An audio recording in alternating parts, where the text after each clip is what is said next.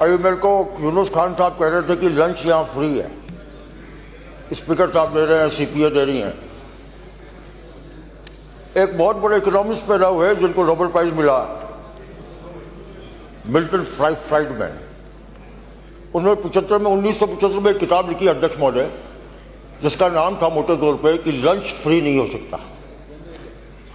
Lunch कभी free नहीं होता। उस लंच का पेमेंट किसी न किसी को करना होगा, चाहे किसी भी रूप में करे।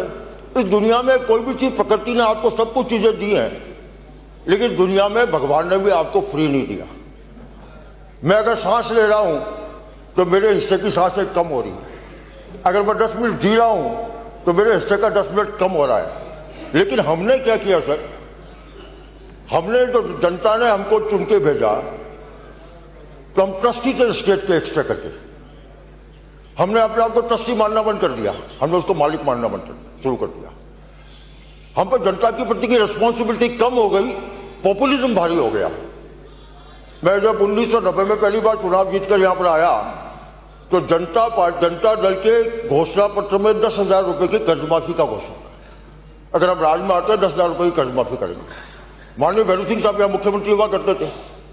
मैंने उस कर्जमाफी का विरोध किया और मैंने यहां तक कहा कि आपको राजस्थान का सिंह कहते हैं लोग, और राजस्थान के सिंह ने राज में आने के लिए सरकार के पैसे से वोटों का सौदा किया है।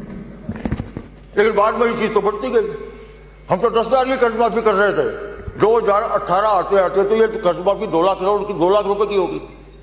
ये 2 लाख रुपए की कर्जमाफी हो गई। हमको लगता है हम तो दाता है, हमारा और जनता के बीच का संबंध दाता और दीन का हो गया। वो हमसे मांगे, हम उनको दें। हमारे यहाँ पर नेता कहने लगे, आप मांगते मांगते थक जाओगे, मैं देते देते नहीं थकूंगा। कौन सा मुख्यमंत्री अपने घर से पैसा लेके आया है? जो मांग रहा है, हमें फ्री लंच उसको देना है, लंच खिलाने के लिए नहीं। तो दोबारा ऐसी स्थिति पैदा हो जाए तो मांगे नहीं। मांगने से जनता को मुक्त कैसे किया जाए, ये चुनौती हम सबके सामने है। हमने जनता को मांगने वाला बना दिया, और इसीलिए कारण ये हुआ कि होते सर, मैं एक और चीज कहना चाहता हूं कि बाद के अंदर क्या हुआ, आपका एफडी पहुंच गया सर। मैंने आपको पढ़ा था कि आपने भाषण दिया, तो रिफॉर्म से पहले आपका फिस्कल डेफिसिट पहुंच गया 4.5%, 5%, चाहे बीजेपी हो चाहे कांग्रेस हो, चाहे भैरू सिंह साहब का राज हो या किसी और का राज हो, 4.5%, 5% का एफडी पहुंच गया आपका कर्जा और जीएसडीपी का रेशो लगभग आधा 50% का लगभग आपका कर्जा हो गया जीएसडीपी का। और लगातार फिस्कल डेफिसिट को बुरी चीज नहीं है, आमतौर पर लोग क्या कहते हैं, फिस्कल डेफिसिट हो गया, फिस्कल डेफिसिट हो गया। फिस्कल डेफिसिट की क्वालिटी क्या है? फिस्कल डेफिसिट का सबसे बड़ा कंपोनेंट अगर रेवेन्यू डेफिसिट है तो फिस्कल डेफिसिट पाप है। और फिस्कल डेफिसिट में अगर रेवेन्यू डेफिसिट नहीं है तो ये विकास ग्रोथ का इंजन है। गरीब का विकास करने के लिए, प्रदेश का विकास करने के लिए हम कर्जा लेके आगे बढ़े, लेकिन हमारा क्या हाल, हमारा रेवेन्यू डेफिसिट जो था, हमारा रेवेन्यू डेफिसिट चल रहा था उस वक्त में, आपके फिस्कल डेफिसिट का 33% पैसा तो रेवेन्यू डेफिसिट में जा रहा था। ये जितना मैं कर्जा ले रहा था उसका 33% से ज्यादा तो मेरी चाय पीने में खर्च हो रहा था, मेरे खाना खाने में खर्च हो रहा था। ये ऐसी स्थिति जब पैदा हो गई तो हमने कोई एफआरबीएम राजी नहीं लाए सर, हमारी इच्छा से नहीं लाए। ये एक्सेप्शनल कानून है, ये ऐसा कानून है, आमतौर पर विधानसभा पार्लियामेंट कानून बनाते हैं, कानून बना रही है, जनता पे लागू होता है कानून, जनता पे लागू होगा, हम पे भी लागू हो जाता है। ये पहला कानून है जो सरकार को झक मार के लाना पड़ा और सरकार को रोकने का कानून है। सरकार को ऐसा कानून लाना पड़ा कि सरकार खुद रुके। ये कानून वो है कि हम आज की जनरेशन कल की जनरेशन को गिरवी नहीं रख दें। इन वोटों के डंडे में, इन वोटों के चक्कर में, राज लाने के चक्कर में या राज में बने रहने के चक्कर में अगर हमने आगे जनरेशन को मॉडर्नाइज कर दिया तो इसकी ऐसी स्थिति में हमको ऐसा कानून लाना पड़ा। हमारी इच्छा से नहीं आया। कानून तो ऐतिहासिक है, ऐतिहासिक इस रूप में है कि आपको अपना बांधने के लिए, अपने आप को बांधने के लिए लीगल बाइंडिंग पैदा करनी पड़ी। फिर एफआरबीएम लेके आए आप। एफआरबीएम ने साफ कहा कि भाई साहब आप फिस्कल स्टेबिलिटी लाओ। ये जो इनस्टेबिलिटी है ना आपकी, इस इनस्टेबिलिटी को आप जो ट्रांसलूसेंट है आप दिखाते नहीं हो। कर्जा आज तक नहीं दिखा रहे आप ढंग से, चाहे बीजेपी का राज हो, चाहे कांग्रेस का राज हो। आप कर्जा का आपके एक्स्ट्रा बजटरी बोरोइंग्स आप दिखाते ही नहीं हो। एक्स्ट्रा बजटरी बोरिंग आज हालत क्या हो गई है? एक्स्ट्रा बजटरी बोरिंग आप दिखाओगे उनका साहब, आप बताओ। एक तो आप गिफ्ट डेट का जो मिसमैनेजमेंट कर रहे हो, ये कर्जा लेके जो घी पी रहे हो लगातार, इस मिसमैनेजमेंट को मैनेजमेंट में कन्वर्ट करो, ये बाध्यता बढ़ाइए। और ट्रांसपेरेंसी, जैसा मैं कह रहा था, कर्जा लिया छुपा लिया, कर्जा लिया हाउसिंग बोर्ड से ले लिया। डिस्कॉम का कर्जा किसके माथे पे है? डिस्कॉम का कर्जा हमारे माथे पर है। जेडीए कर्जा लेती किसके माथे पे है? वो सरकार के माथे, छुपाना चाहते हैं हम।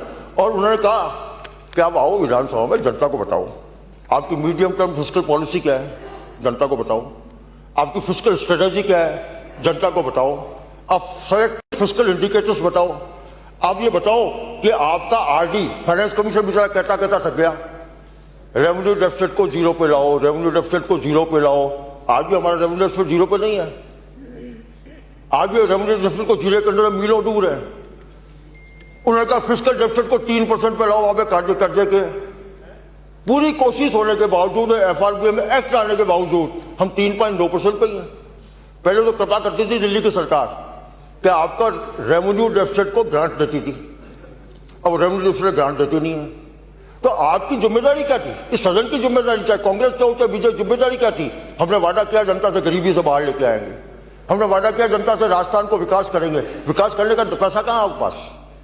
विकास की बातें करने से विकास नहीं होता, चाहे भारतीय जनता पार्टी का राज आया चाहे कांग्रेस का राज आया। और आपके काम सारे के सारे ये है, फिस्कल पॉलिसी के ऑब्जेक्टिव को आप कैसे पूरा करोगे आपको बताना पड़ रहा है। आज हालत ठीक तो हुई है, पहले जो फिस्कल डेफिसिट 4 से 4.5%, 5% के बीच घूमता था, अब घट के 3.69 पे आया, फिर भी 0.69% अब वो है। अभी हमारा कहा कि हमको रेवेन्यू डेफिसिट को हम खत्म कर दो, तो हमने रेवेन्यू डेफिसिट खत्म करने की बात तो बहुत दूर की है। अभी रेवेन्यू डेफिसिट आपके रेवेन्यू रिसीट का 13% है आज, यानी 13% रेवेन्यू आज भी आपका या तो आपको ब्याज चुकाने में चला जाता है या तनख्वाह चुलाने चला जाता है। आज भी राजस्थान की सरकार को, पहले आपके जमाने में जो पहले राज हम पढ़ते थे तब तो ओवरड्राफ्ट रोज ही होता था, राजस्थान सरकार रोज ही ओवरड्राफ्ट लेती थी। वेज एंड मीन्स की पॉलिसी, वेज एंड मीन्स पे एडवांसेस आज भी ले रहे हो आप। अब वेज एंड मीन्स के एडवांसेस अगर आप आज भी ले रहे हो तो सरकार को नहीं पता, एक दुकानदार को पता होता है कि मुझे यूनुस खान को परसों पेमेंट करना है, तो परसों पेमेंट करना तो जूली साहब से कल पैसा आ जाएगा, तो परसों में यूनुस खान को पेमेंट कर दूं, मुझे ही पता होता है, इस सरकार को पता नहीं, इस सरकार को कभी नहीं पता होता। इसीलिए वेज एंड मीन्स के लिए एडवांसेस लेते जाते हैं हम योजना में घोषणाएं विधानसभा में करते हैं ताली। हमारे यहाँ का बजट का मतलब बजट घोषणा, बजट भाषण, वो बजट भाषण हमारा है। आपके यहाँ पर हैंडपंप खुल गया आप ताली बजाते हो, आपके यहाँ स्कूल खुल गया आप ताली बजाते हो, आपके यहाँ रोड का खड्डा भर गया आप ताली बजाते हो, लेकिन आपको ये पता नहीं कि जो घोषणाएं यहाँ करके आए हैं उसके लिए आपके पास कैपिटल फ्लो है या नहीं, आपके पास लिक्विडिटी फ्लो है या नहीं, जिस दिन पैसे की जरूरत पड़ेगी उसके आपके पास है या नहीं। माननीय अध्यक्ष महोदय 1990 में जब एमएलए पहली बार बन के आया तो एक प्लानिंग बोर्ड हुआ करता था, उस मीटिंग नाम का बोर्ड हुआ करता था, एक दिन मीटिंग करते थे विधानसभा से पहले, बजट पेश करने से पहले। रणजीत सिंह साहब ने मुझे बना दिया उसका मेंबर, मेरे को एमएलए मैंने 2-3 दिन में फरवरी में चुनाव जीत के आए, मार्च अप्रैल में बजट रखना, लेखानुदान लेना था, उसकी मीटिंग आ गई। अब वहाँ फाइनेंस सेक्रेटरी बैठे हुए, प्लानिंग सेक्रेटरी बैठे हुए, सीएम बैठे हुए और बड़े बड़े नेता। मैं नया छोड़ा 1990, आज से 36 साल पहले, तो मैं चुपचाप बैठा रहा। मीटिंग होती गई, शाम हो गई, शाम होने में सिंह साहब ने मुझे कहा की तो बोल, तो मैं 2-3 चीजें उनसे पूछी सर, और उन्होंने कोई भी काम आपने वहां पर हम करके नहीं आए थे। मैंने पूछा ये कैपिटल आउटपुट रेशो निकाला क्या? वैसा छोड़ा, उनका कैपिटल आउटपुट रेशो निकाला नहीं। मैंने कहा आपने सीपीएम एनालिसिस की क्या? उनका सीपीएम एनालिसिस नहीं की। मैंने कहा आपने पॉइंट एनालिसिस की क्या? उनका पॉइंट एनालिसिस नहीं की। और मीटिंग है प्लानिंग की। अब मीटिंग प्लानिंग की हो और ये कोई सी भी एनालिसिस करके अगर आप नहीं आए वो, तो कैसा प्लान जनता के सामने आप पेश करोगे और वो प्लान पूरा कैसे हो जाएगा? मेरे समझ में आज तक नहीं आया। हम राजस्थान कैनाल कब तो बना रहे हैं साहब, उसका नाम बदलता गया, इंदिरा गांधी कैनाल हो गया, फला हो गया। हमने कहा 2 साल 3 साल 5 साल 10 साल पूरी कर देंगे। हमारे देशों की पूरी जमाने निकल गई, देखते देखते पूरी नहीं हुई। कारण क्या है? कौन जिम्मेदार है? सबसे बड़ा जिम्मेदार है सदन, जिस सदन के को जनता ने चुन के भेजा, जिनको आप ये वादा करके आए कि राजस्थान को विकास के रास्ते पर ले जाएंगे, जिनको आप ये वादा करके आए कि हम राजस्थान को प्रगतिशील प्रदेश के वहां पर जाके खड़ा कर देंगे। मैं ये कहना चाहता हूं, आप जो कहते आरबीआई के गाइडलाइंस की बात कर रहे थे, तो क्या अभी आज की तारीख में हम राजस्थान पहले ही और प्रदेशों के मामले पिछड़ा हुआ है। राजस्थान को 1 नंबर 2 नंबर 3 नंबर का स्टेट नहीं है। हम गुजरात से पिछड़े हुए हैं, महाराष्ट्र से पिछड़े हुए हैं, कर्जे में आ गए। कर्जे में पंजाब और वेस्ट बंगाल के आसपास आ रहे हैं। 250 लाख करोड़ रुपए का कर्जा तो राजस्थान की सरकार के ऊपर है, अगर मैं गारंटी लोन को और स्टेट के डेट को जोड़ लूं तो। और मैं आज कह के जा रहा हूं अध्यक्ष महोदय, अगले चुनाव तक हम गारंटी लोन को अगर जोड़ देते हैं तो हम 10 लाख करोड़ से कर्जे के नीचे होंगे राजस्थान वाले लोग। मैं किसी पर आरोप नहीं लगाना चाहता कि गहलोत साहब के राज में लिया गया या भरत सिंह साहब के राज में लिया गया या भजन लाल जी के राज में लिया गया। ये हाउस जिम्मेदार, इस हाउस को चुनते तो सरकारी मंत्री और सरकारी जिम्मेदार है। और FRBM एक्ट ने आपकी नाक पर नकेल बनाने के लिए कानून लाए, आपको ही लाना पड़ा। अब इससे बड़ी क्या चीज, ये इससे बड़ा एक्सेप्टेंस फेलियर का क्या हो सकता है?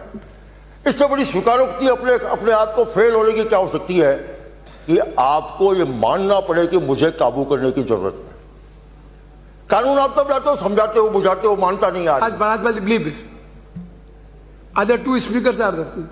सॉरी, मुझे एक और एक्ट दे दिया sir. Except you now only brief FRBM का वायलेशन के बाद जो गवर्नमेंट ऑफ इंडिया ने विदाउट ब्याज लोन देने का सरकार को दिया है, उससे हम आप राजस्थान को कैसे आगे बढ़ाएंगे? दैट्स सर, हम मेरा एक प्रिंसिपल है, FRBM का वायलेशन हमें एक्सप्लिसिट क्लॉज है हमारा। पहले जिस दिन हम कानून लाए उस दिन एक्सप्लिसिट क्लॉज लिया है। यानी आपका कमिटमेंट तो यही दिखता है उस दिन, जिस दिन आप कानून लेके आए, एक्सप्लिसिट क्लॉज लेके आए। जो कानून आपका है, आपका बनाया हुआ है, चाहे जो बदल होता है राज के द्वारा। तो हाँ पक्ष जो हाँ में, हाँ पक्ष में जो हाँ कहे, ना में वो ना कहे, जिसका हाँ पक्ष वो कानून बनाता है। ये आप एक्सप्लिसिट कानून लाए तो आपको डर था इस बात का, आपको चिंता थी कि आप इनकेपेबल हो। आप केवल पॉपुलिज्म पर चलते हो, आपकी सुपरवाइजरी नेग्लिजेंस है, आपकी एक्स्ट्रा ब्यूरोक्रेटिक डिपेंडेंस है। ये आपकी एक्स्ट्रा ब्यूरोक्रेटिक डिपेंडेंस और राज से चिपके रहने की आदत, इसने राजस्थान का और हिंदुस्तान का जितना नुकसान किया है, मैं समझता हूं हिंदुस्तान के दुश्मनों ने नुकसान नहीं किया होगा। इस हाउस में बैठे बैठे लोग क्या बजट भाषण की चर्चा करते हैं, या हाउस में बैठे बैठे लोग ये कहते हैं मेरी कॉन्स्टिट्यूंसी में क्या हुआ, मेरे डॉक्टर लगा या नहीं आया। उसको ये चिंता नहीं है जिसको मैं वादा करके आया था तेरी गरीबी को दूर करूंगा, जिसको मैं वादा करके आया था मैं तेरे रोजगार दिलाऊंगा, जिसको मैं जनता को ये वादा करके आया था राजस्थान को हिंदुस्तान के सबसे अगले वाले पायदान पर मैं खड़ा करूंगा। RBI क्या करेगी sir? Thank you. Finance commission 16वां 15वां कह गया, 16वां कह गया।